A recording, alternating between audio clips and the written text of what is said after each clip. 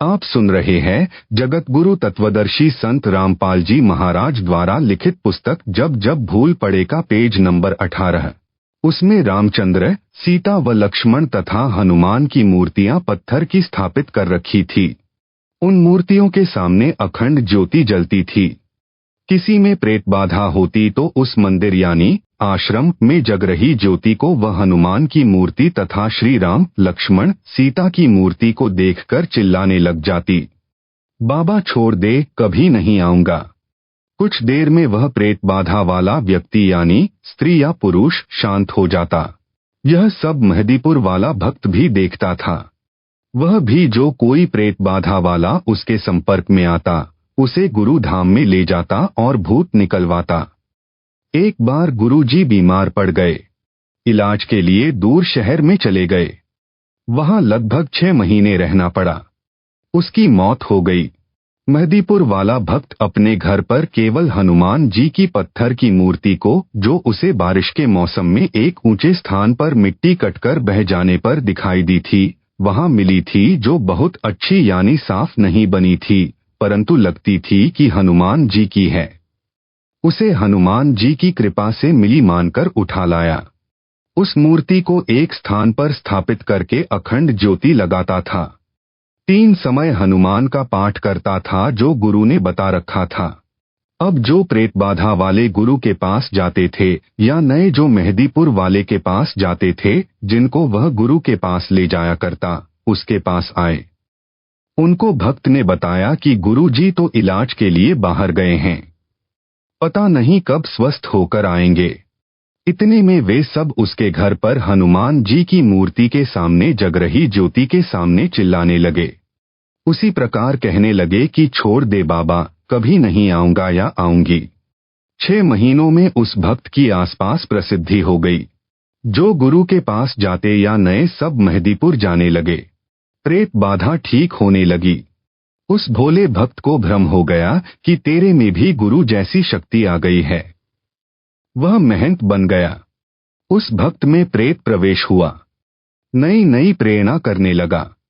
सत पकवानी बनानी चाहिए, 7 प्रकार की मिठाई मंगानी चाहिए, अधिक ज्योति जलानी चाहिए, आदि आदि। उस भक्त ने 7 प्रकार का भोजन, हलवा, खीर, पूरी, कचौड़ी, पकौड़ी आदि आदि बनवानी शुरू कर दी। 7 प्रकार की मिठाई मंगवानी शुरू कर दी। प्रेत के सताए धनी व्यक्तियों ने उसमें खूब धन लुटाया। उस भक्त ने एक हनुमान मंदिर बनाया जो वर्तमान में बहुत बड़ा बनाया गया है। भूत क्या करते हैं? भूत अन्य के शरीर में प्रवेश करके मिठाई व खाने का आनंद लेते हैं। उनका सूक्ष्म शरीर होता है। जो मानव शरीर प्राप्त हैं, उनका जीव भी मूल रूप में सूक्ष्म शरीर में रहता है। स्थूल शरीर उसे भक्ति, सेवा, दान करके मोक्ष प्राप्ति के लिए मिलता है। जो पूर्ण गुरु से दीक्षा लेकर भक्ति नहीं कर पाते, उनसे स्थूल मानव शरीर छीन लिया जाता है। उनमें से कुछ प्रेत बन जाते हैं। उस जीव का जो प्रेत बन गया है, उसका मन वही स्थूल शरीर वाला आनंद चाहता है जो उसे स्थूल शरीर में मिल सकता है। जिस कारण से ये प्रेत किसी किसी में प्रवेश करके वह आनंद लेते हैं। जो व्यक्ति शराब पीते हैं, छोड़ नहीं पाते। उनमें कोई शराबी मरकर भूत बनकर प्रवेश है। वह चाहकर भी शराब नहीं छोड़ पाता। मेहदीपुर में बालाजी के नाम से भक्त ने मंदिर बनाया। मिठाई, मेवा यानी काजू, बादाम, किशमिश, मनुखा दाख आदि का भोग लगाने लगा। यह प्रेत प्रेरणा से किया। जो प्रेत बाधा वाला मेहदीपुर जाने लगा, उसका भूत तुरंत निकल जाता और उस गांव यानी मेहदीपुर के व्यक्ति जो शाम को आरती में आते हैं, उनमें प्रवेश कर जाता है और वहां परमानेंट डेरा बना लेता है। प्रतिदिन भिन्न भिन्न प्रकार की मिठाई खाता है। इस प्रकार मेहदीपुर बालाजी का धाम भूतगाह बन गया, यानी भूतों की छावनी बन गया। आप सुन रहे हैं जगत गुरु तत्वदर्शी संत रामपाल जी महाराज द्वारा लिखित पुस्तक जब जब भूल पड़े का पेज नंबर 19। मोक्ष न तो उस भक्त का हुआ, न वहां जाने वालों का होगा।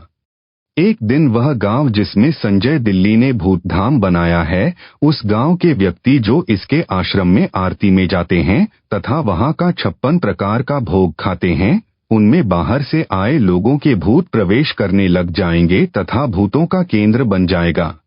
प्रेत यानी भूत पहले मानव ही थे। उनका स्वभाव दिमाग उसी तरह काम करता है। जब वे देखते हैं कि यहाँ पर क्या क्या सुविधाएं हैं, उसी अनुसार निर्णय लेते हैं।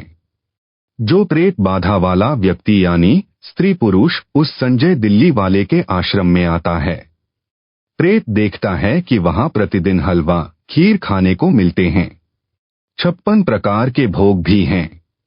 वे उस व्यक्ति से निकलकर वहीं डेरा जमा लेते हैं। जो वहां आरती में या वैसे आश्रम में आएंगे उनमें प्रवेश कर जाएंगे। आरती में आने वाले कभी आश्रम नहीं आना चाहेंगे तो भी उनके अंदर प्रवेश प्रेत अंदर प्रेरणा करके लाएंगे। आने वालों की संख्या भी काल प्रेरणा से प्रेत बढ़ाएंगे। इस प्रकार यह आश्रम मानव पतन का केंद्र बन जाएगा। मेरे यानी रामपाल दास के आश्रम में केवल समागम में ही हलवा खीर बनाई जाती है। बाद में सामान्य भोजन बनता है, उसी से परमात्मा का भोग प्रसाद निकाला जाता है। प्रेत देख लेते हैं कि यहाँ पर बाद में कुछ नहीं मिलना। वे प्रेत बाधा वाले से निकलकर भाग जाते हैं क्योंकि यहाँ उनकी पिटाई परमात्मा करते हैं। प्रेत बहुत चतुर हो जाते हैं। संजय जैसे पाखंडी के पास जाकर जानबूझकर दिखावा करते हैं। छोड़ दो, कभी नहीं आऊंगा, बस शांत हो जाते हैं। उस प्रबंधक को भ्रम हो जाता है कि मेरी शक्ति से प्रेत नाक रगड़ रहे हैं, प्रेत बाधा ठीक हो रही है। विचार करें, संजय दिल्ली को भी अन्य भक्तों व भक्तमतियों वाले मंत्र जाप को दिए जो प्रथम व द्वितीय नाम में दिए जाते हैं। इसमें अलग से शक्ति कहाँ से आ गई? इस आश्रम से पहले इसने कितने भूत निकाले थे, कितनों को लाभ दिया था? पूछो पाखंडी से। अब काल इसको नचा रहा है, जीवों को इसके जाल में फंसा रहा है। इसका तथा इसके सहयोगियों व प्रसाद खाने वालों को अपने चक्रव्यूह में फंसा रहा है। यह है सार ज्ञान, जो समझ सके तो समझ लो। हरियाणा के भक्त ने बताया कि मेरे 2 चाचा छोटी आयु में मरकर प्रेत बने थे। वे मेरे भाई की पत्नी में प्रवेश करके बताते थे कि घर में झगड़ा हम करवाते हैं, शराब पीने की प्रेरणा हम करते हैं, शहर में मिठाई खाने हम ले जाते हैं। फिर उसने दास से दीक्षा ली, तब उनका पीछा छोड़ा। मोक्ष न संजय दिल्ली गुरुद्रोही का होगा, न उसके संपर्क में आने वाले भक्तों भक्तमतियों का होगा। सब भूत बनेंगे, नरक में गिरेंगे। एक बड़ा अधिकारी था, वह राम व हनुमान का परम भक्त था। मेहदीपुर बालाजी की वर्तमान में बड़ी ख्याति है। उसने बताया कि मेरे घर में बहुत सुख था, परंतु हनुमान जी का परम भक्त होने के कारण एक बार प्रबल प्रेरणा बनी कि मेहदीपुर धाम में मत्था टेक कर आए। अपनी गाड़ी ली, पूरा परिवार बैठाया और पहुंच गया। ठीक ठाक घर वापस आ गया। उस धाम को देखकर बहुत खुशी हुई। वहां अनेकों चमत्कार देखे। कोई व्यक्ति जिसमें प्रेत प्रवेश था, बहुत बड़ा पत्थर उठाए खड़ा था। किसी को 3-4 सेवादार पकड़ रहे थे, उन सबको दूर पटक देता था, आदि आदि। घर पर आने के पश्चात मेरी पत्नी भी वही लीला करने लगी। चारपाई उठाकर फेंक दी। गेहूं का 50 किलोग्राम का कट्टा रखा था, उसे उठाकर खड़ी हो गई। वह 20 किलो वजन नहीं उठा सकती थी। अड़ोसी पड़ोसी बुलाए।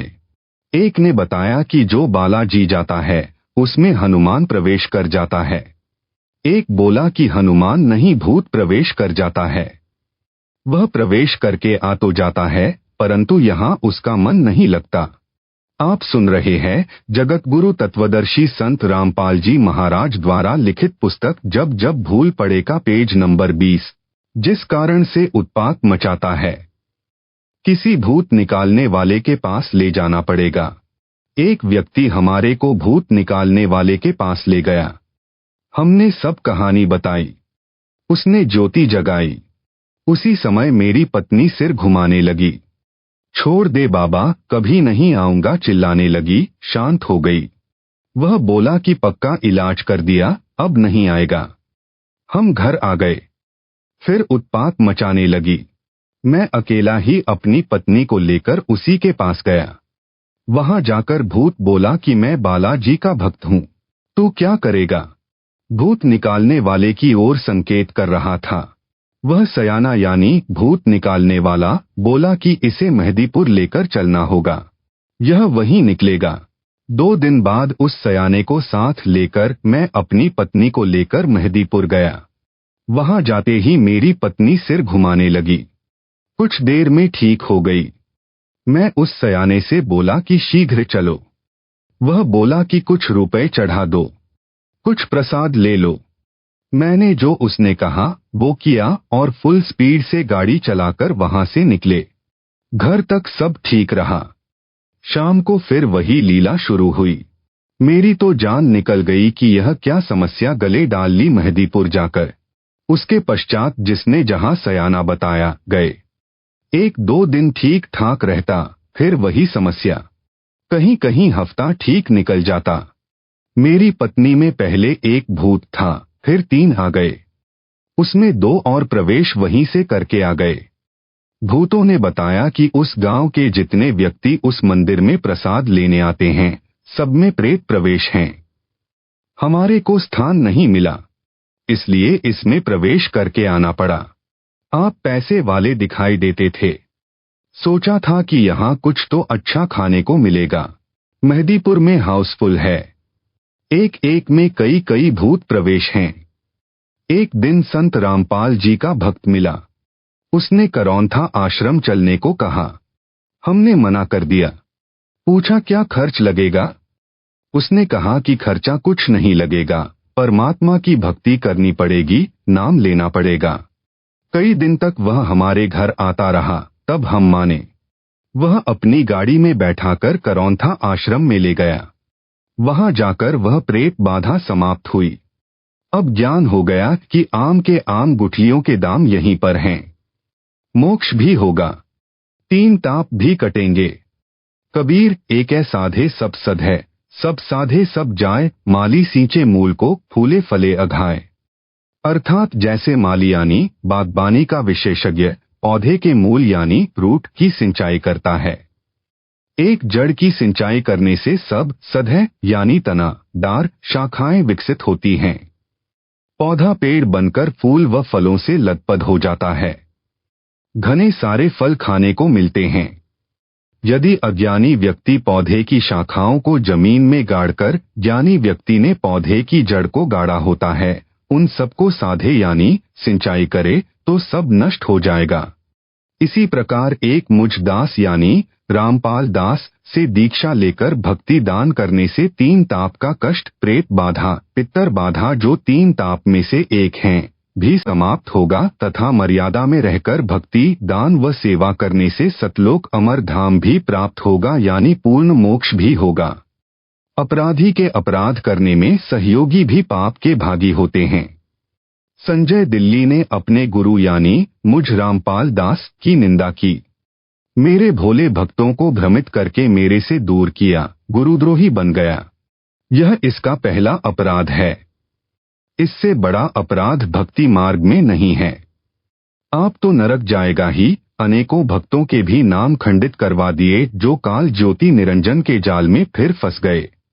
आप सुन रहे हैं जगतगुरु तत्वदर्शी संत रामपाल जी महाराज द्वारा लिखित पुस्तक जब जब भूल पड़े का पेज नंबर 21। जो वापस आ जाएंगे, नाम शुद्ध करवा लेंगे, वे तो बच जाएंगे। अन्य जो इसको दान देकर इसके पाप में सहयोग कर रहे हैं, वे भी इसी के समान परमात्मा कबीर जी के अपराधी हैं। जिन्होंने इस गुरुद्रोही संजय दिल्ली को भूतों का धाम बनाने के लिए जमीन दान की है, वे इसी के समान परमात्मा कबीर जी के दोषी हैं। भक्त चाहे प्रथम नाम प्राप्त है, चाहे सतनाम प्राप्त है, उसको सर्वप्रथम नियम बताए जाते हैं। लिखित में प्रिंटेड कॉपी नियमों की तथा भक्ति बोध दी जाती है, जिनमें यह भी बताया गया है कि कबीर गुरु बिन माला फेरते, गुरु बिन देते दान, गुरु बिन दोनों निष्फल हैं, चाहे पूछो वेद पुराण। अर्थात गुरु धारण किए बिना नाम जाप व दान करना व्यर्थ है। कबीर गुरु बिन दान पुण्य जो करही, मिथ्या होय कभू न फलही। गुरु बिन प्रेत जन्म सब पावें, वर्ष सहस गर्भ सो रहावें। गुरु के मिले कटेन दुख पापा, जन्म जन्म के मिटेन संतापा। गुरु बिन होम यानी ज्योति यज्ञ नहीं कीजे, गुरु की आज्ञा माही रहीजे। गुरु को तजय भजय जो आना, ता पशुवा का फोकट ज्ञाना। गुरु से बैर करे शिष्य जोई, भजन नाश अरु बहुत बिगोई। गुरु के चरण सदा चित दीजय, जीवन जन्म सफल कर लीजय। गुरु से कपट शिष्य जो राखै, यम राजा के मुगदर चाखै। कबीर जानबूझ साची तजय, करे झूठ से नेह, ताकि संगत है प्रभु स्वपन में भी ना दे। संत गरीबदास जी की वाणी भी स्पष्ट करती हैं।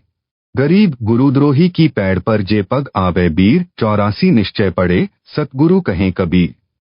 उपरोक्त वाणियों का अनुवाद स्पष्ट है कि पूर्ण गुरु जी को दान न करके अन्य को दान करता है वह व्यर्थ है।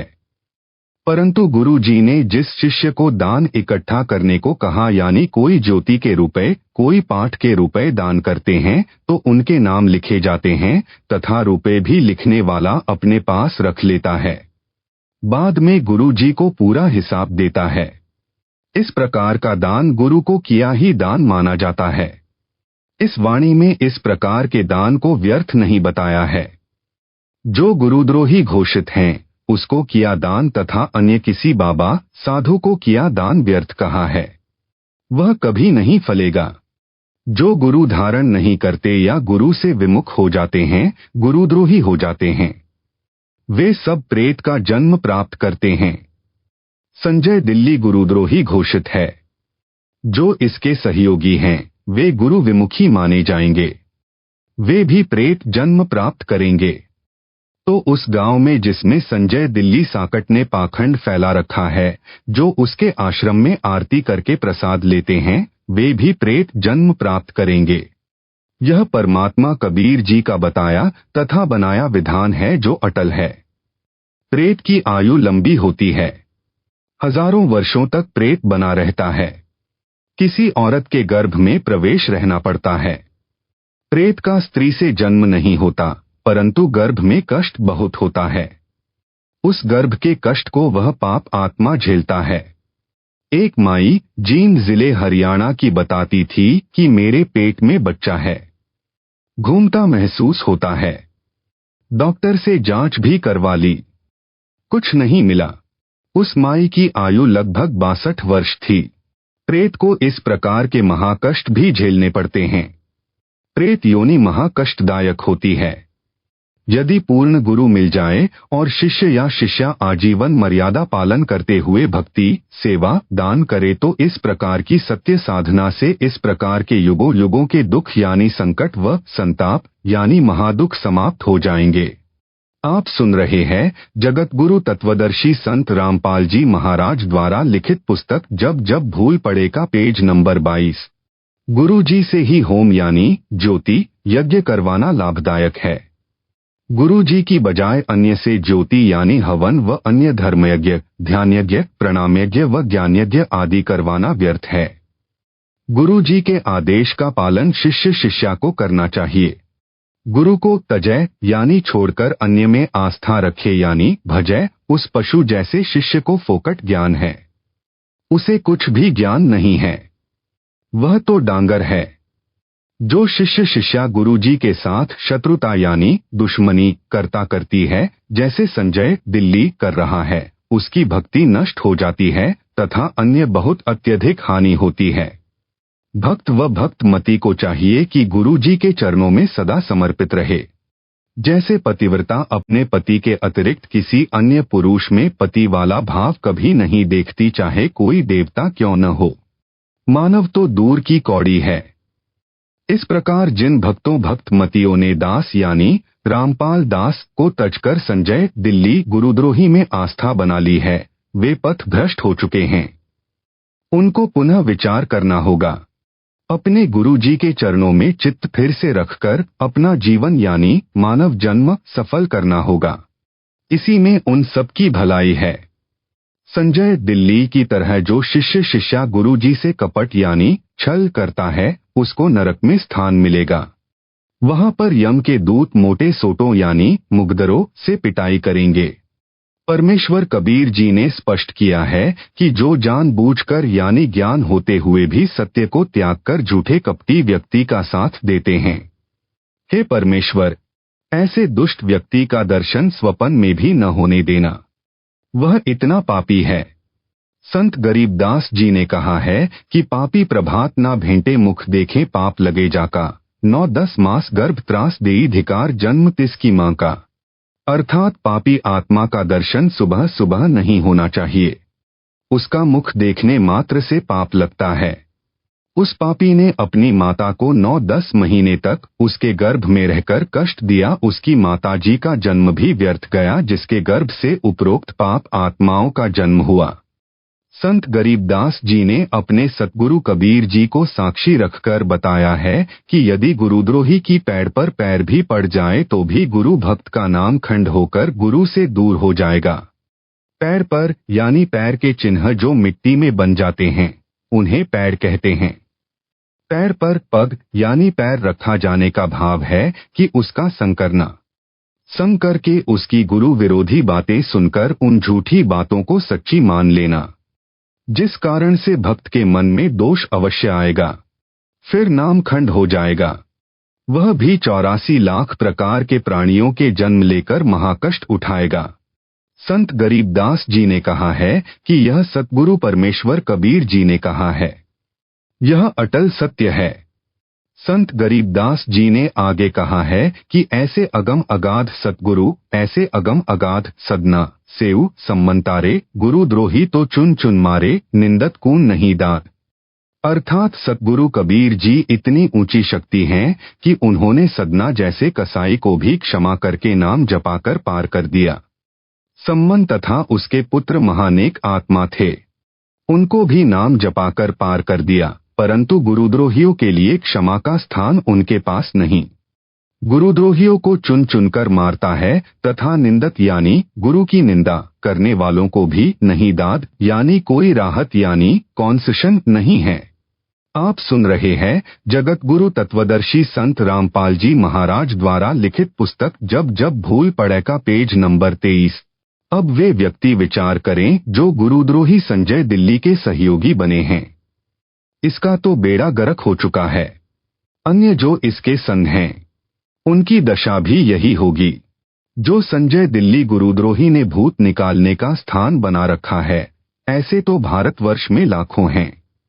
सब ज्योति जलाते हैं, किसी की 21 दिन, किसी की 31 दिन, किसी की 51 दिन। अपने आश्रमों में अनेकों ज्योति पात्र बनवाकर रखे हुए हैं। सत पकवानी यानी 7 प्रकार का भोजन, जिसमें हलवा खीर तो मुख्य होता है, बनाकर अपने इष्ट को भोग लगाते हैं। बाद में स्वयं उदर भरते हैं तथा आरती में आने वालों को बांटते हैं। किसी का मोक्ष नहीं होना। विशेष जिस भक्त ने संजय दिल्ली को 1 एकड़ जमीन दान की है, यह दास की आज्ञा लिए बिना दी है जो व्यर्थ है। कबीर गुरु की आज्ञा आभी, गुरु की आज्ञा जावे, कह कबीर सो संत है, आवागवन नशावे। भाई जो गुरु बचन पर डट गे, कटगे फंद 84 के, रह कटगे फंद 84 के। वस्तु मिली ठौर की ठौर, मिट गई मन पापी की दौड़, भ्रम मिटे मथुरा काशी के, भ्रम मिटे मथुरा काशी के। अर्थ स्पष्ट है कि कबीर जी ने कहा है कि गुरु जी की आज्ञा में चलने वाला भक्त भक्तमती अपना मानव जीवन सफल कर लेता है। सतगुरु के बिना मन का भ्रम यानी शंका समाप्त नहीं हो सकता, चाहे कोई कितना ही चतुर बन ले। पीढ़ी सहित नरक में परी है, गुरु आज्ञा शिष्य लोप जो करी है। ऐसे शिष्य को ठाहर ना ही, गुरु विमुख लोचत है मन माही।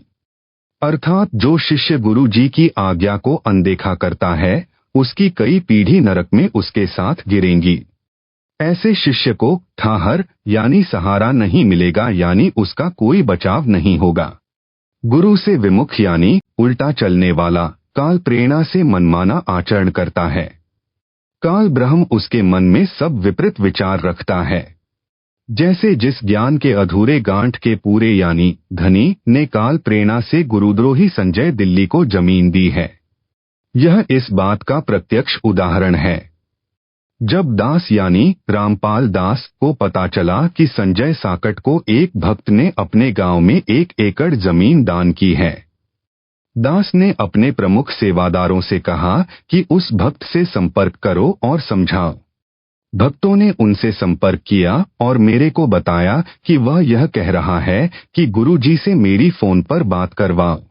दास ने ऐसा करने से मना कर दिया क्योंकि कई लाख संगत है। यदि सब यही शर्त रखेंगे तो किस किस से बात करूंगा। केवल प्रतिदिन 5 मिनट फोन पर बातें होती हैं। दास ने उसी समय समझ लिया था कि ये ज्ञान में कच्चे हैं। मेरे फोन पर बात करने से मना करने के पश्चात उस भक्त को संजय दिल्ली की बात पर और दृढ़ विश्वास हो गया कि कमेटी वाले जानबूझकर बात नहीं करवाना चाहते। कहीं गुरुजी को कमेटी वालों की गलती का पता न लग जाए। उस भक्त के मन में यह तो आना चाहिए था कि गुरुजी का आदेश है या नहीं, स्पष्ट करते। और भी कई रास्ते हैं। मेरे परिवार से पता कर लेते जो उस समय सप्ताह में 2 बार मुलाकात करने जेल धाम में आते थे।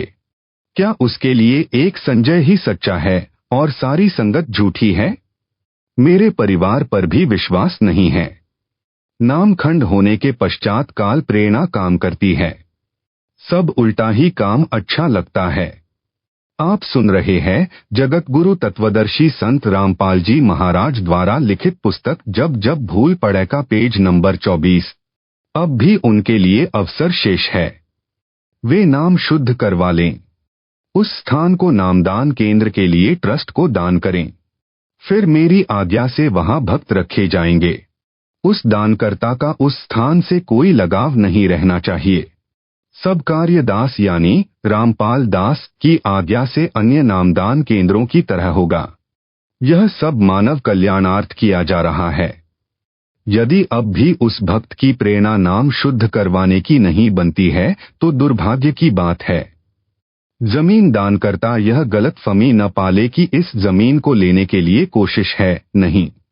यह दास तो 69 वर्ष का हो चुका है। सतलोक धाम में बहुत बड़ा जमीन का प्लॉट मिल गया है। वहां का निवासी बन चुका है। इंद्र के राज को भी ठोकर पर रखता हूं, परंतु आपकी बनी बनाई किस्मत को बिगड़ते आंखों देख रहा हूं। आपको संभालने की कोशिश कर रहा हूं। आप नहीं संभले तो आपके ऊपर आने वाले काल के कहर को देख रहा हूं, इसलिए दुखी हूं। घी का एक कण भी चहेड़ू में न रह जाए, यह नियत है।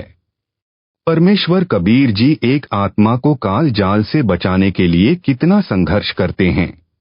उनको क्या लालच होता है? वह आत्मा उनका अंश होती है। उसके कल्याण के लिए कष्ट पर कष्ट उठाते हैं। दास यानी रामपाल का भी यह प्रयत्न है। बार बार उस भक्त के कल्याण के लिए कहा जा रहा है। आगे उसकी किस्मत यदि इतना समझाने से भी नहीं मानेगा तो उसका कोई पाप अड़ा खड़ा है। विशेष दास के इस पत्र को पढ़कर भी संजय दिल्ली का जो साथ देगा वह भी गुरुद्रोही की श्रेणी में होगा। संजय काल का दूत है, अन्य पहचान। यह अपनी भूतगाह आश्रम में आरती के पश्चात घंटा व शंख बजाता है। भक्तों से भी बजवाता है। यह भी काल के दूत की पक्की पहचान है। जितने भी मंदिर देवी देवताओं के, श्री राम जी, श्री कृष्ण जी, श्री विष्णु जी, श्री शिव जी व देवी जी के बने हैं, सब में आरती के उपरांत घंटा शंख बजाया जाता है। यह काल ज्योति निरंजन की पूजा की पहचान है। हमारे जहां जहां भी सतलोक आश्रम हैं, उनमें न घंटा बजाया जाता है न शंख, क्योंकि वहां पर सतपुरुष कबीर जी की पूजा होती है। घंटा तथा शंख काल पूजा है का प्रमाण परमेश्वर कबीर जी का एक शब्द है जिसकी टेक यानी हेडिंग यह है, कर नैनो दीदार महल में प्यारा है। इस शब्द में पूर्ण ब्रह्म कबीर जी ने स्थूल तथा सूक्ष्म दोनों शरीरों में बने कमलों का वर्णन किया है। इसी में बताया है कि साधक मूल कमल से बंक नाल के अंदर अंदर चलता है, जो स्वाद कमल यानी स्वाधिष्ठान कमल, नाभि कमल, हृदय कमल, कंठ कमल, त्रिकुटी कमल, त्रिवेणी कमल आदि सब कमलों के अंदर से बाईपास जाता है। बंकनाल सब कमलों का बाईपास है। जैसे लंबे सफर की बसें प्रत्येक शहर में से गुजरती हैं, परंतु बाईपास मार्ग से जाती हैं। सब यात्रियों की टिकट आगे वाले दूर स्थित शहर की बुक होती हैं। उनको मार्ग में आने वाले शहरों से कोई लगाव नहीं होता, भले ही वहां कितनी जगमग हो, चाहे कहीं सर्कस का खेल चल रहा हो, चाहे कोई मानव मेला लगा हो, उसमें अत्यधिक चमक दमक हो रही हो, चाहे किसी के सिनेमा हॉल में कितनी ही सुपरहिट फिल्म के बोर्ड लगे हों। आप सुन रहे हैं जगत गुरु तत्वदर्शी संत रामपाल जी महाराज द्वारा लिखित पुस्तक जब जब भूल पड़े का पेज नंबर 25। यदि कोई मूर्ख उस चमक दमक को देखकर बस गाड़ी से उतर गया तो उसको वहीं रहना पड़ेगा, उसकी टिकट व्यर्थ हो जाएगी। बुद्धिमान व्यक्ति गलती कभी नहीं करता। इसी प्रकार तत्वज्ञान से परिचित सत्पुरुष कबीर भक्त व भक्तमती जब सतलोक को चलते हैं तो मार्ग में आने वाले कमलों की चमक दमक की ओर ध्यान नहीं देते। उनको पता होता है कि हमारी टिकट शंख कमल दल वाले शहर सतलोक की बनी है। हमने इनकी चमक दमक व सुरीली धुनों यानी ध्वनियों से कोई लेना देना नहीं है। त्रिवेणी के पश्चात संहस्र यानी हजार पंखुड़ी का कमल है, जो ज्योति निरंजन काल का महास्वर्ग यानी ब्रह्मलोक है। उस कमल की हजार पंखुड़ियों में चमक है, ज्योति जैसी लगती है जैसे हजार ज्योति जला रखी हैं जो अखंड जलती हैं। जैसे यह काल का दूत संजय दिल्ली अपने काल ज्योति निरंजन की प्रेरणा से बनाए आश्रम में 200 ज्योति अखंड जलाता है। 1000 भी लगाएगा क्योंकि काल दूत है। यह भी काल का दूत होने की पहचान है। उसी सहस्र कमल के पास यानी ब्रह्मलोक यानी महास्वर्ग में घंटा तथा शंख बजता सुनाई देता है। जो काल ब्रह्म के भक्त हैं, उन्होंने अपने गुरु के आश्रम में घंटा व शंख बजता देख व सुन रखा है। वे उनकी धुन यानी घंटा व शंख की ध्वनियों को सुनकर खींचे चले जाते हैं। परंतु सत्पुरुष की पूजा वाले आश्रम में घंटा शंख नहीं बजाए जाते। वे सत्य साधक उस काल के जाल की ओर ध्यान भी नहीं देते और बंकनाल के अंदर ही आगे धस यानी बढ़ जाते हैं। शब्द की साखी नंबर 12 में कबीर परमेश्वर ने कहा है कि घंटा शंख सुने धुन दोई, सहस्र कमल मध्य जगमग होई, ता मध्य करता निरखो सोई बंकनाल धस पारा है। कर नैनो दीदार महल में प्यारा है, अर्थात जब सत्पुरुष कबीर जी का भक्त बंकनाल से चलता चलता सहस्र कमल के पास पहुंचता है तो वहां घंटा तथा शंख दोनों की धुन यानी ध्वनि सुने यानी सुनाई देती हैं। उस कमल में जगमग जगमग प्रकाश करता है जो 1000 पंखुड़ियों का है। उस स्थान का मालिक ज्योति निरंजन है। कबीर जी का भक्त बंकनाल में आगे बढ़ जाता है।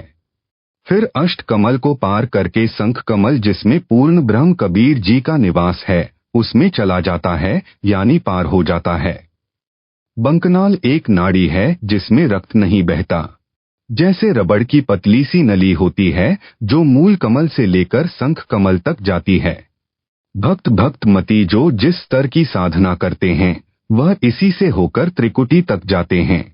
भक्त भक्तमती जो जिस स्तर की साधना करते हैं उनको पहले धर्मराज के दरबार में जाना पड़ता है। जो सत्पुरुष कबीर जी के भक्त हैं उनको धर्मराज दरबार में नहीं जाना पड़ता। वे अपने गुरु जी के रूप में त्रिकुटी पर बैठे सतगुरु को देखकर उनके पास चले जाते हैं। वहां से आगे गुरु जी लेकर चलते हैं। मार्ग में त्रिवेणी सहस्र कमल आते हैं। फिर अष्ट कमल तथा शंख कमल में भक्त व भक्तमती जाते हैं। इस नाड़ी को बंकनाल इसलिए कहा है क्योंकि यह प्रत्येक कमल के साथ से टेढ़ी मेढ़ी जाती है। आप सुन रहे हैं जगत गुरु तत्वदर्शी संत रामपाल जी महाराज द्वारा लिखित पुस्तक जब जब भूल पड़े का पेज नंबर 26। यह चित्र समझने में सहयोग करेगा। प्रसंग चल रहा है काल के दूत की पहचान का। इस उपरोक्त प्रकरण से सिद्ध हुआ कि संजय दिल्ली वाला काल का दूत है। काल वाली सब धार्मिक क्रियाएं करता व करवाता है। विशेष यहाँ पर यह बताना अनिवार्य समझता हूँ कि पवित्र कबीर सागर के अध्याय कबीर बानी में परमेश्वर कबीर जी ने 12 पंथों का वर्णन करते हुए कहा कि 12वें पंथ संत गरीबदास जी वाले पंथ में हम ही आएंगे। दास यानी रामपाल दास उन्हीं का भेजा आया है। संत गरीबदास जी वाले पंथ से जुड़ा है। दास को 17 फरवरी 1988 को पूज्य गुरुदेव जी से दीक्षा प्राप्त हुई थी, इसलिए उस पंथ की क्रियाएं करना स्वाभाविक था। सन 1994 तक तो दास केवल जहां कोई गरीबदास का पंथी संत या भक्त अमर ग्रंथ संत गरीबदास जी की वाणी का पाठ करता था, उसमें पाठी या श्रोता बनकर जाता रहा। पाठ के समापन वाले दिन भोग लगने के समय वे लोग घंटा तथा शंख बजाया करते थे। जब गुरुदेव जी ने दास को मार्च 1994 ईस्वी को नाम दीक्षा देने की जिम्मेदारी दी, उसके पश्चात पाठ करने लगा। उसी प्रकार केवल पाठ के समापन पर भोग के समय घंटा तथा शंख बजाया करता था तथा 7 ज्योति जलाकर भोग के समय की आरती करता था। भोग लगने के समय आरती में 7 या 11 ज्योति तक जलाई जाती हैं। अधिकतर 7 ज्योति ही लगाते हैं। संध्या आरती में केवल 1 ज्योति ही जलाई जाती है, जो प्रारंभ से ही 1 ज्योति दास जलाता रहा है। अब भी 1 ज्योति ही जलाई जाती है। आरती में दास ने कभी घंटा व शंख नहीं बजाया, न मेरे गुरुदेव जी बजाया करते थे। वे भी 1 ही ज्योति आरती में जलाया करते थे। दिसंबर 1996 तक पाठ का भोग लगने के समय घंटा तथा शंख बजाया जाता रहा। सन 1996 में 13 दिसंबर से 19 दिसंबर तक प्रथम खुला पाठ किया गया। दास ने अमर ग्रंथ की वाणी का सरलार्थ करके समझाया। यह गरीबदास पंथ का पहला अनुष्ठान था। उस समागम में पूज्य गुरुदेव जी अचानक आए थे, जैसा कि पूर्व में बताया है। मेरे गुरुदेव जी की आयु अधिक हो चुकी थी। वे पाठ भी नहीं करते थे। पंजाब आश्रम में भक्तजन वर्ष में एक बार उनका जन्मदिन मनाया करते थे। उस पर 3 दिन का पाठ वे स्वयं यानी भक्तजन ही किया करते थे। वे भी घंटा तथा शंख भोग के समापन पर उसी तरह बजाते थे। परंतु जब गुरुदेव जी सन 1996 में दिसंबर वाले समागम में जींद हरियाणा में आए थे, पाठ के भोग के समय 19 दिसंबर को हमने घंटा व शंख बजाया। उस समय कुछ नहीं बोले। बाद में कहा कि आगे से घंटा व शंख नहीं बजाना, तेरा मार्ग भिन्न है। यह काल की पूजा का प्रतीक है। जब सतलोक को जाओगे तो मार्ग में सहस्र कमल यानी काल निरंजन के लोक में घंटा तथा शंख अखंड बजता रहता है। यदि यहाँ पर भी यह क्रिया करते रहे तो जाते समय काल की ओर खींचे चले जाओगे। इसलिए यह घंटा तथा शंख नहीं बजाना है। मेरे आश्रम में जो भोग पर घंटा व शंख बजता है, यह मेरा आदेश नहीं है।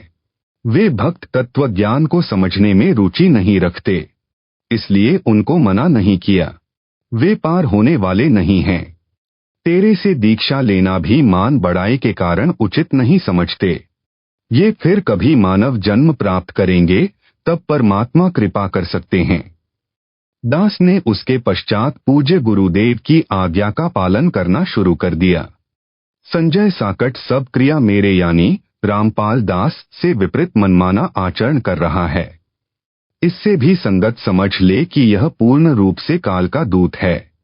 गुरुद्रोही की यह स्पष्ट पहचान है। तिलक लगाना, तिलक केवल गुरु जी को तथा गुरु जी व परमेश्वर जी, दादा गुरु जी, संत गरीबदास जी के चित्रों यानी फोटो को लगाया जाना चाहिए। आप सुन रहे हैं जगत गुरु तत्वदर्शी संत रामपाल जी महाराज द्वारा लिखित पुस्तक जब जब भूल पड़े का पेज नंबर 27।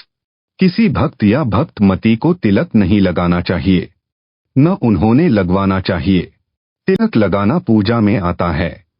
भक्त अपनी पूजा करवाएगा तो उसको दोष लगेगा, नाम खंड हो जाएगा।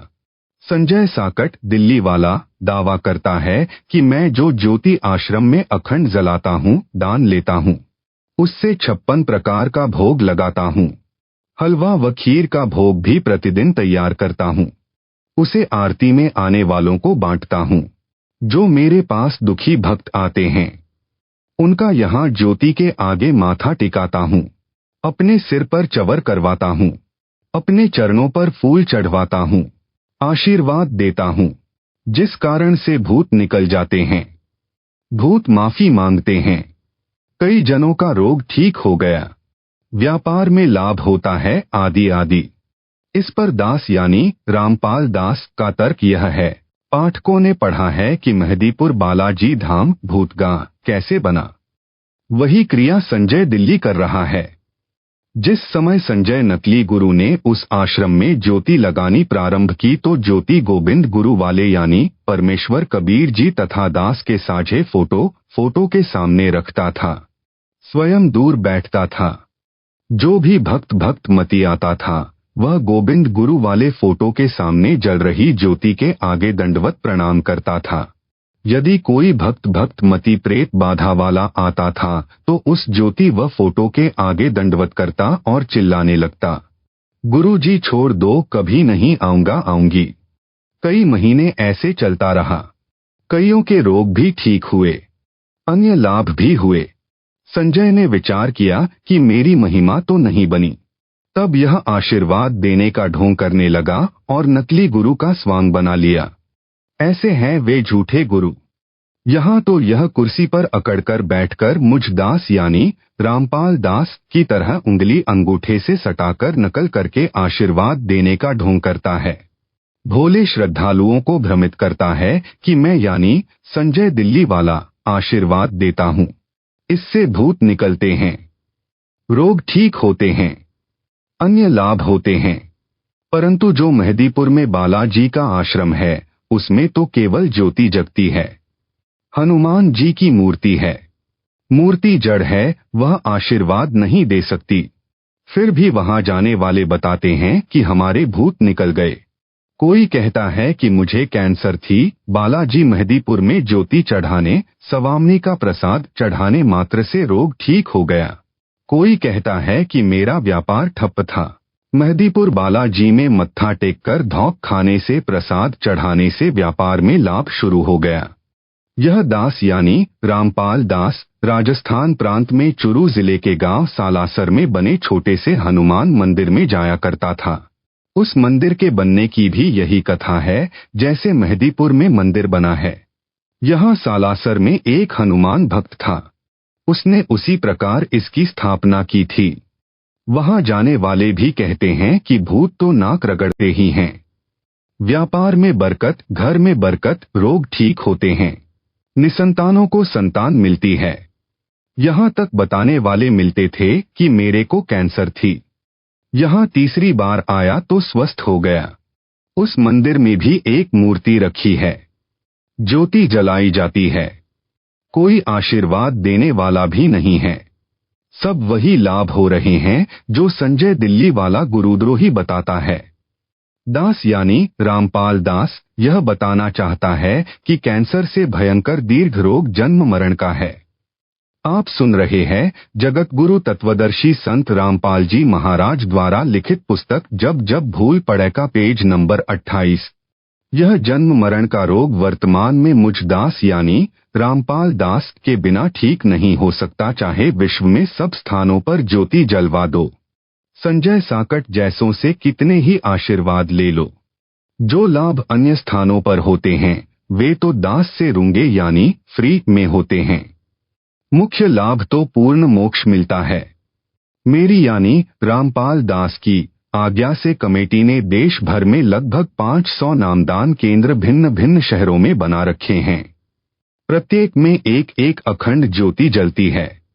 जो नए भक्त वहां नाम दीक्षा लेने जाते हैं, यदि किसी को प्रेत बाधा होती है तो वह वहां ज्योति व गुरु गोविंद वाले फोटो के सामने नाक रगड़ता है। उसकी प्रेत बाधा तो समाप्त होती ही है, साथ में अन्य सब लाभ भी मिलते हैं तथा जन्म मरण का असाध्य रोग भी समाप्त होता है। जिन भक्तों ने संजय दिल्ली को जमीन दी है उनको पाप लगा है। उन्हें चाहिए था दास यानी रामपाल दास से आज्ञा लेकर नामदान केंद्र बनाते। उसमें दास अपने विश्वास का भक्त रखता जो प्रत्येक मर्यादा का पालन करता तो वहां के भक्तों का कल्याण होता। जमीन दान करने वालों को महापुण्य मिलता है। यह तो कसाई वाला हत्था यानी बूचड़खाना बनवा दिया। कोरा पाप मूल जमीन देकर ले लिया। जमीन देने वाले भक्तों को मृत्यु के बाद भी इस स्थान का पाप लगता रहेगा। जब तक यह हत्था चलता रहेगा, वह पाप इनकी किस्मत में चित्रगुप्त के पास लिखा जाता रहेगा। यदि ये भक्त दास यानी रामपाल दास की आज्ञा से केवल नामदान के लिए जमीन देते तो इनको मृत्यु के उपरांत भी पुण्य लाभ मिलता रहता, जब तक यह कल्याण केंद्र चलता। यह संसार समझदा नाही, कहंदा शाम दोपहरेनु, गरीब दास यह वक्त जात है रोवोगे इस पहरेनु। कुछ नए भक्त ऐसे भ्रमित हुए। संजय साकट दिल्ली एक ही बात पर जोर दे रहा है कि कमेटी वाले दान के पैसे को धर्म यानी ज्योति जलाना, हलवा खीर बनाना में नहीं लगाते, अपनी जेब में रख लेते हैं। जब इसको यह 1 एकड़ जमीन मिली तो इसने प्रपंच शुरू किया। भक्तों से 11 ज्योति के 4,500 रुपए दान लेकर यह सिद्ध करने लगा कि कमेटी वाले यानी कमेटी वालों को माध्यम बनाकर मेरे को मूर्ख बेईमान सिद्ध करता है, तो 1 ज्योति के 2100 रुपए लेते हैं और ज्योति भी नहीं लगाते, सब रुपए स्वयं रख रहे हैं। मैं इस आश्रम में प्रतिदिन जो ज्योति जलाऊंगा, प्रत्येक दानकर्ता का नाम ज्योति पात्र पर लिखेगा। प्रतिदिन हलवा तथा खीर का भोग लगाऊंगा। 56 प्रकार के भोग प्रसाद प्रतिदिन लगाऊंगा, जिसमें काजू, बादाम, किशमिश, मनुखादाख, पिस्ता, फल आदि भी सब प्रकार के होंगे। इसको कहते हैं ज्ञान का टोटा। गुरु मूर्ख तथा शिष्य महामूर्ख। भोले तथा दास के ज्ञान को ठीक से न समझे हुए भक्त प्रभावित हुए कि सही बात है, सब दान हमारे सामने लगेगा। ये विचार करके इस पाखंडी अज्ञानी संजय को भक्तों ने दिल खोलकर दान देना शुरू किया। इसने वैसा ही करना शुरू कर दिया। प्रत्येक ज्योति पात्र पर नाम लिखकर अखंड ज्योति जलाने लगा। प्रतिदिन हलवा खीर बनाने लगा। मेरे यानी रामपाल दास के सत्संगों को स्पीकर पर चलाने लगा। सब फोटो भी हमारे रख लिए। भोली संगत उस मूर्ख के जाल में फंस गई। विवेचन दास का। पहले तो संजय साकट के द्वारा कोई भी दान धर्म क्रिया करवाना भक्त मती को कोई लाभ ही नहीं देगा, क्योंकि इसको दास ने कोई भी क्रिया करने की आज्ञा नहीं दे रखी। गुरु के स्थान पर अन्य को दान देना व्यर्थ है। रेही की जमीन में बीज डालना है। यह आप भक्तजन सत्संग में भी बहुत बार सुनते रहे हो। इस पाखंडी के मूर्खता वाले यानी शास्त्र विधि त्याग कर मनमाने आचरण करने से तो क्या लाभ मिलेगा। आप सुन रहे हैं जगत गुरु तत्वदर्शी संत रामपाल जी महाराज द्वारा लिखित पुस्तक जब जब भूल पड़े का पेज नंबर 29। आपको बताता हूं कि सत्ययुग में राजा अम्बरीश हुए थे।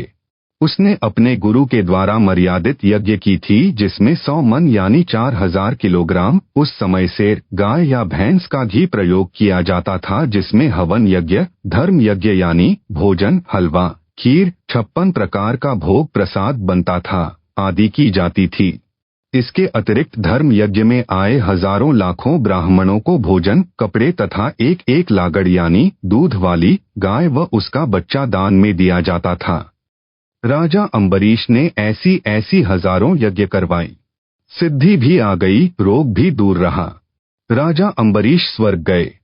वहां लाखों वर्ष स्वर्ग में अपने दान का फल भोगा। फिर त्रेता युग में उसी यज्ञों के फल से राजपद भी मिला। वह अम्बरीश वाली आत्मा राजा जनक रूप में जन्मी। राजा जनक वाले जीवन काल में भी अनेकों महायज्ञ अपने गुरु की देखरेख में की। उन शास्त्र विधि अनुसार की यज्ञों से वह आत्मा विमान में बैठकर स्वर्ग गई। मार्ग में एक नरक से 12 करोड़ जीवों को भी आधे धर्म कर्मों यानी पुण्यों का संकल्प करके निकलवाकर स्वर्ग ले गए। स्वर्ग में अपने दान धर्म से किए यज्ञों का फल स्वर्ग में लाखों वर्ष भोगकर कलयुग में वही आत्मा सिख गुरु श्री नानक जी के रूप में जन्मी। उस जीव का कल्याण सतगुरु कबीर जी की शरण में आने से हुआ। जो दास से उपदेशी हैं, वे सतगुरु शरण में हैं। जो भोले ज्ञान के अधूरे गांठ के पूरे यानी पैसे वाले उस पाखंडी संजय दिल्ली के पास जाकर उस मूर्ख के बहकावे में आकर ज्योति आदि का दान धर्म कर रहे हैं, वह लुंडरू अज्ञानी संजय दिल्ली उनको क्या देगा। जब ऊपर बताई यज्ञों से जन्म मरण चक्र बना रहा, जिसमें हवन यज्ञ में हजारों किलोग्राम घी स्वाह किया, हजारों किलोग्राम घी हलवे, खीर आदि 56 प्रकार के भोग प्रसाद में लगाया। पुराणों में लिखा है कि राजा जनक ने 1000 यज्ञ 100 मन घी धर्म में लगाकर की थी, फिर भी जन्म मरण समाप्त नहीं हुआ। संजय दिल्ली के माध्यम से भ्रमित भक्त सारी आयु में भी ज्योति अखंड जलवाए तो भी 10 क्विंटल घी प्रयोग नहीं हो सकता, और जितना पैसा घी तथा अन्य 56 भोग में लगेगा वह व्यर्थ है, क्योंकि गुरु बिन दान व्यर्थ है। उनको तथा उस नकली धोखेबाज को पशु योनि मिलेगी। आप तो सतगुरु शरण में आकर नरक वाले मार्ग पर जा रहे हो, मोक्ष समय खो रहे हो। आप जी को महापुरुषों की वाणी से, सतगुरु कबीर जी वाणी से, संत गरीबदास जी की वाणी से कितनी बार समझाया है कि मन तू चल रे सुख के सागर, जहाँ शब्द सिंधु रत्नागर। कोटि जन्म तोहे भ्रमत हो गए, कुछ ना हाथ लगा रहे। कुकर यानी कुत्ता, शुकर यानी सुअर, खर यानी गधा, भया बोरे यानी भोले भक्त, कौवा हंस, बुगा यानी बुगला रे। कोटि जन्म तू राजा कीन्हा, मिटी न मन की आशा। भिक्षुक होकर दर दर हांड्या, मिला न निर्गुण रासा, यानी गुप्त भेद गुप्त ज्ञान नहीं मिला। इंद्र कुबेर ईश की पदवी ब्रह्मा वरुण धर्मराया, विष्णु नाथ के पुर में जाकर फिर भी उल्टा आया। यह शब्द आपको मेरे सत्संगों में पूरा सुनने को मिलेगा। YouTube पर दास यानी रामपाल दास का नाम बोलने से सब सत्संग आपको सुनने को मिलेगा। फिर शब्द के अंत में लिखा है कि सतगुरु मिले तो इच्छा मेटे, पद मिल पदे समाना। चल हंसा उस लोक पठाऊं, जहाँ आदि अमर अस्थाना। 4 मुक्ति जहाँ चंपी करही, माया हो रही दासी। दास गरीब अभय पद पर से, मिले राम अविनाशी। आप सुन रहे हैं जगत गुरु तत्वदर्शी संत रामपाल जी महाराज द्वारा लिखित पुस्तक जब जब भूल पड़े का पेज नंबर 30। अर्थात राजा अम्बरीश वाली आत्मा ने तो मर्यादा में रहकर गुरु द्वारा धर्म कर्म करवाए थे। स्वर्ग तो चली गई, आप तो पाखंडी के फंसे हो, कुछ भी हाथ नहीं लगेगा। अब भी अवसर है, अपना नाम शुद्ध करवाकर जन्म सफल करो। आप तो राजा अम्बरीश की तरह चक्कर काटकर मोक्ष समय में पहुंचे हो, अब गलती ना करो। संजय दिल्ली का अज्ञान। संजय साकट दिल्ली कुतर्क देकर मुझ दास के तत्वज्ञान को जो 9 मन सूत सुलझाकर सीधा किया है, उसको उलझाने का व्यर्थ प्रयत्न करता हुआ कहता है कि रामपाल को ज्ञान नहीं है। वह पेड़ की जड़ यानी मूल को पूर्ण ब्रह्म बताता है। जड़ पूर्ण ब्रह्म नहीं हो सकता। जड़ को पोषक तत्व मिट्टी से मिलता है, जड़ को मिट्टी का सहारा लेना पड़ता है। पूर्ण ब्रह्म को किसी के सहारे की आवश्यकता नहीं होती। उत्तर रामपाल दास का इसका उत्तर यह है कि न तो पेड़ पूर्ण ब्रह्म है, न उसकी जड़, न मिट्टी पूर्ण ब्रह्म है। पूर्ण ब्रह्म परम अक्षर ब्रह्म यानी सतपुरुष कबीर जी हैं, जो काशी में जुलाहे की भूमिका करके गए हैं, जो दास ने सब ग्रंथों से व आंखों देखने वाले 6-7 संतों यानी आई विटनेस ने भी प्रमाणित कर दिया है। वह बताया है पूर्ण ब्रह्म। दास ने गीता अध्याय 15 श्लोक 1 से 4 का यथार्थ अनुवाद किया है, जो दास से पहले किसी के समझ में नहीं आया था। गीता अध्याय 15 श्लोक 1 में पीपल के वृक्ष का उदाहरण देकर मूल पाठ में लिखा है कि ऊपर को मूल यानी जड़ वाला, नीचे को शाखा वाला संसार रूप पीपल के वृक्ष को अविनाशी कहा है। इसके पत्ते आदि इसके अन्य भाग हैं। यह तम वेद जो उसके जड़ से लेकर शाखा पत्तों तक का ज्ञान जानता है, सह वेदवित, वह वेद के तात्पर्य को जानने वाला विद्वान है, यानी वह तत्वदर्शी संत है।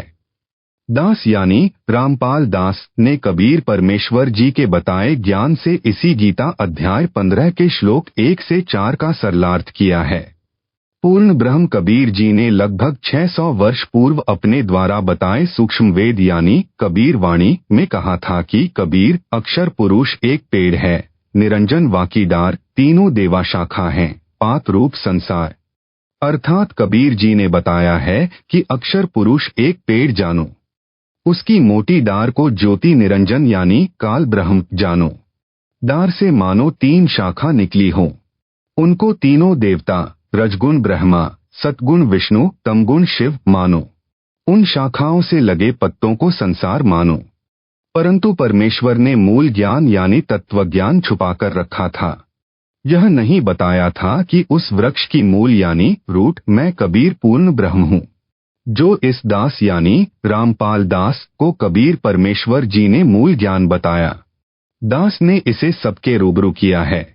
दास यानी रामपाल दास उस अज्ञानी आत्मा संजय दिल्ली वाले से पूछना चाहता हूँ कि क्या कबीर जी को भी ज्ञान नहीं था जिन्होंने पेड़ को अक्षर पुरुष बताया है, मोटी डार को ज्योति निरंजन तथा शाखाओं को ब्रह्मा विष्णु तथा शिव कहा है, पत्तों को संसार बताया है।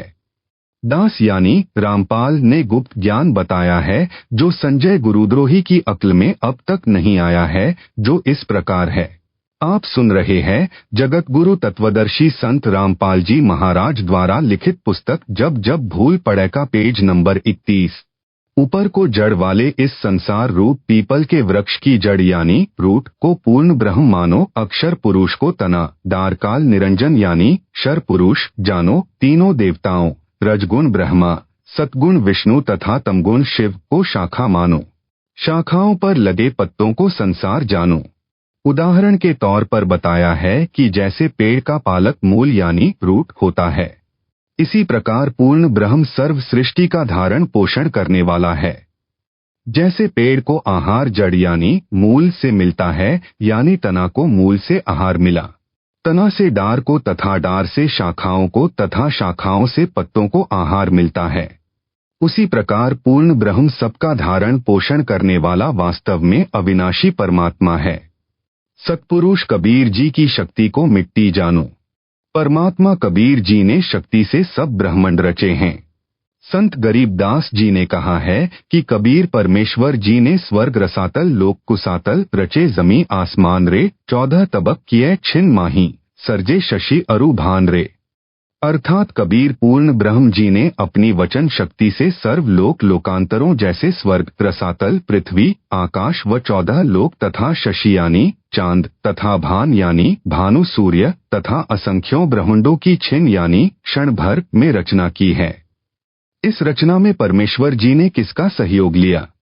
सक्षम है, कुछ भी कर सकता है। इस संजय अनाड़ी अज्ञानी को बताता हूँ कि पूर्ण ब्रह्म मूल भी हैं तथा उसकी शक्ति मिट्टी का काम करती है। आपे आरती आपे साजय यानी कबीर परमेश्वर सब कुछ करता है। हम सब जीव भोजन खाते हैं, पेट भरकर उठते हैं। शरीर में जो क्रिया आरंभ होती हैं, उनको कौन करता है? हमारे को तो पता भी नहीं पेट में क्या हो रहा है। उस आहार को परमात्मा कबीर जी की शक्ति पचाती है, भिन्न भिन्न धातु बनाती है। रक्त वसा आदि कितने तत्व बनते हैं, यह वह शक्ति करती है। सारे कच्चे पक्के भोजन को पेट में पुनः पकाया जाता है। न चूल्हा है न लकड़ी है, सब परमात्मा की शक्ति करती है। मानव खाना खाकर सो जाता है, पेट में सब कार्य होता रहता है। इसे किसके सहारे की आवश्यकता पड़ी? परमात्मा की शक्ति सारे सिस्टम को चलाती है। वैज्ञानिक भौतिक विचारधारा के हैं, ये कुछ भी तर्क दें, वह अध्यात्म विज्ञान के तुल्य नहीं हो सकता। जैसे मीराबाई भक्त मती को मारने के लिए विष पिलाया गया था, वह मरी नहीं। वैज्ञानिक इसे मानने को तैयार नहीं। परमात्मा ने नरसिंह रूप धारण करके प्रहलाद भक्त की रक्षा की, हिरण्यकशिपु को मारा। वर्तमान में भक्त समाज के अतिरिक्त कोई स्वीकार नहीं करता। इसी प्रकार परमात्मा को नरसिंह रूप बनाकर हिरण्यकशिपु को मारने की क्या आवश्यकता पड़ी? वैसे भी मार सकते थे। कुछ तत्वज्ञानहीन यह तर्क भी देते हैं। उनका जवाब क्या दिया जाए? उनको चाहिए कि पहले पूर्ण अध्यात्म ज्ञान जो दास यानी रामपाल दास बता रहा है समझे, फिर इस तरह के प्रश्न मन में उठेंगे ही नहीं। जैसे संजय दिल्ली तत्वज्ञानहीन के मन में खुरापात भरा है। इसे संपूर्ण ज्ञान होता तो इस प्रकार के कुतर्क नहीं करता कि पेड़ की जड़ पूर्ण ब्रह्म नहीं हो सकती। इसको समझ होती तो बोलता ही नहीं, क्योंकि एक उदाहरण दिया है। यह परमात्मा कबीर जी ने दिया है। यह पापी परमात्मा के ज्ञान में भी अपने अज्ञान से दोष देखता है।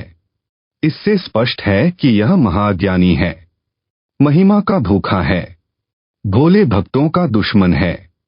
जादूगर को देखा है कि मिट्टी हाथ की मुट्ठी में लेता है, खोलता है तो 500 रुपए का नोट मिलता है। यह आध्यात्मिक शक्ति से होता है, जो उसने परमात्मा की भक्ति करके जादू विद्या प्राप्त की होती है। उसने नोट बनाने में किसी मशीन का सहारा नहीं लिया। वैसे नोट बनाने के लिए कागज, प्रिंटिंग मशीन, बिजली आदि अनेकों वस्तुओं का सहारा लेना पड़ा। परमात्मा भी एक भगलीगर यानी जादूगर है। आप सुन रहे हैं जगत गुरु तत्वदर्शी संत रामपाल जी महाराज द्वारा लिखित पुस्तक जब जब भूल पड़े का पेज नंबर 32। नकली जादूगर का जादू कुछ क्षण ही टिक पाता है। परमेश्वर कबीर जी असली जादूगर हैं। इसका जादू असंख्यों युगों तक टिका रहता है। जब कबीर परमेश्वर जी ने राजा बीर सिंह तथा उसकी मंडली को भूख प्यास से मरते देखा, तब पर्वत के ऊपर स्वच्छ जल का सरोवर क्षण में रचा तथा फलदार पेड़ व मेवा की लताएं क्षण में लगा दी, जो फलों से उस समय लदपद हो गए। सबने खाए, घर भी ले गए। उस समय किसका सहारा लिया? जो भक्त परमात्मा की क्रिया में दोष देखता है वह मूर्ख व्यक्ति है। एक ने कहा कि परमात्मा सुई के नाके में से हाथी कैसे निकाल सकता है? झूठ है।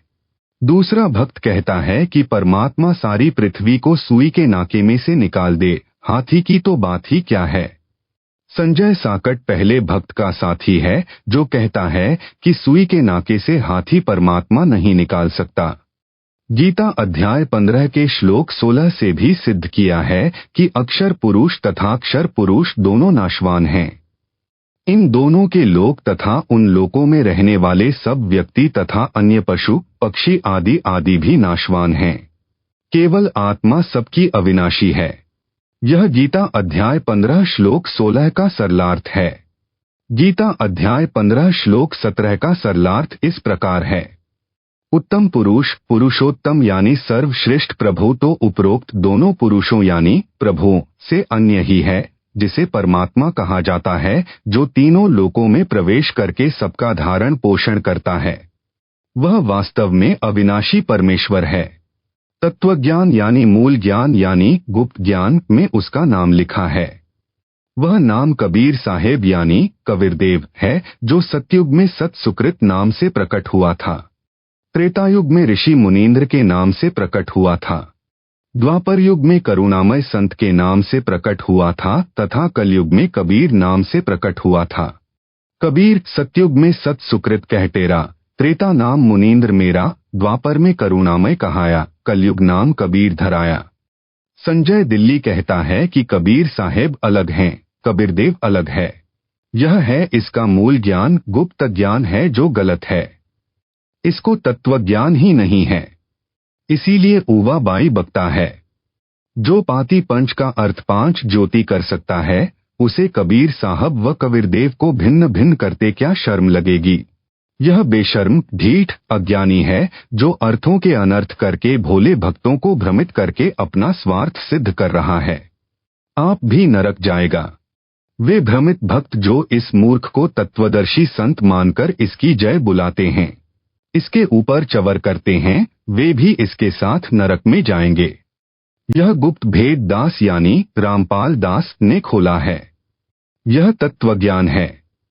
इससे भिन्न जो तत्वज्ञान कहकर जनता को भ्रमित करेगा, वह परमात्मा का दोषी व झूठा व्यक्ति है। उसका बताया तत्वज्ञान नहीं अज्ञान है। संजय दिल्ली अपने आश्रम में दिन रात वाणी चलाता है। यह सब पाखंड भोले भक्तों को लुभाने, मूर्ख बनाने के लिए करता है। कहता है कि यदि मैं काल का दूत होता तो क्या गुरु जी के सत्संग की वाणी दिन रात चलाता। इसका उत्तर पहले बता दिया है कि यह काल का दूत है। वाणी मेरे सत्संग की इसलिए चलाता है कि मेरी आवाज सुनकर भक्त खींचे चले आएं और उनको अपने अज्ञान से कुतर्क देकर भ्रमित करके अपने काल वाले ग्रुप में मिला लूं। यह अमर वाणी का अपमान है। यदि कोई मोबाइल में आरती या अन्य प्रतिदिन सुबह दोपहर करने वाले पाठ को चलाकर स्वयं अन्य कार्य करे,